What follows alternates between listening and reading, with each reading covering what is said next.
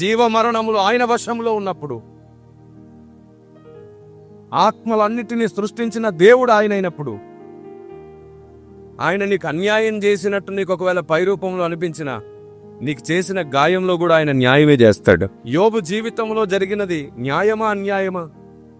గొప్ప భక్తి చేస్తున్నాడు, శ్రమ పొందాడు.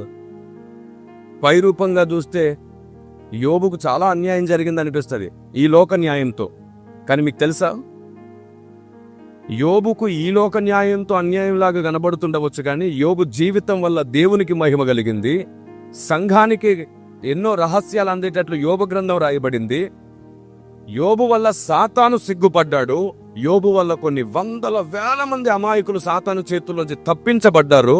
సార్వత్రిక సంఘానికే ఒక ఆశీర్వాదకరమైన దీపం యోబు. ఇలా ఆలోచిస్తే యోబుకు జరిగింది నష్టం కంటే కూడా పరలోకంలో మహామహిమ దొరికింది యోబుకి.